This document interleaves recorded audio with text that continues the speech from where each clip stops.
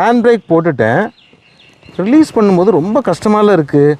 இந்த release button அமுக்கிறதுக்கு ரொம்ப கஷ்டமால இருக்குது. ஏன் இப்படி கொடுத்துருக்காங்க இந்த காரில்? ரொம்ப ஈஸியாக கொடுத்துருக்கலாமே, ரொம்ப கஷ்டமால இருக்குது. இப்படிங்கிற மாதிரி நிறைய பேருக்கு வந்து இந்த ஹேண்ட் பிரேக் அப்ளை பண்ண பிறகு ரிலீஸ் பண்ணும் பொழுது ரொம்பவே கஷ்டப்படுவாங்க. அதற்கு என்ன காரணம் அப்படின்னா, அந்த ரிலீஸ் பட்டனை வந்து எவ்வளவு எளிமையாக ரிலீஸ் பண்ண முடியும் அப்படிங்கிறது தெரியாமல் தான்.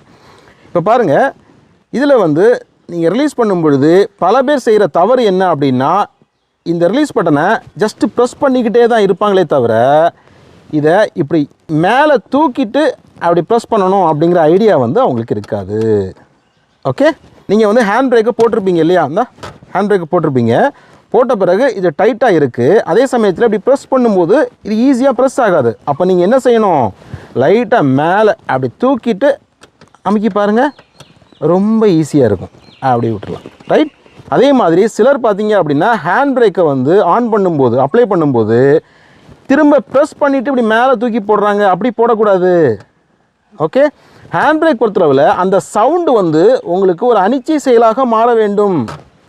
எவ்வளோ தூரம் நம்ம கை டைட் வைக்கிறோமோ அந்த சவுண்டு வந்து நம்ம கேட்டு கேட்டு கேட்டு ப்ராக்டிஸ் ஆகி அது என்ன பண்ணும் அப்படின்னா நமக்கு ஒரு அனிச்சை செயலாக மாறிவிடும். அதாவது வண்டியை நிறுத்தின உடனே ஹேண்ட் பிரேக் அப்ளை பண்ணணும் அப்படிங்கிறதுக்கு இந்த சவுண்டு பார்த்தீங்க அப்படின்னா ஒரு குவாலிட்டி ஆஃப் சவுண்ட் அப்படின்னு சொல்லுவேன். இந்த பாருங்கள், அப்படி வண்டி நிப்பாட்டிட்டு இறங்கும் பொழுது அப்படி ஃபஸ்ட்டு ஹேண்ட் பிரேக் போட்டு அப்புறம் கியர் போடுவோம் இல்லையா? அப்போ அந்த ஹேண்ட் பிரேக் போடும்போது அந்த சவுண்டு வந்து வரணும்.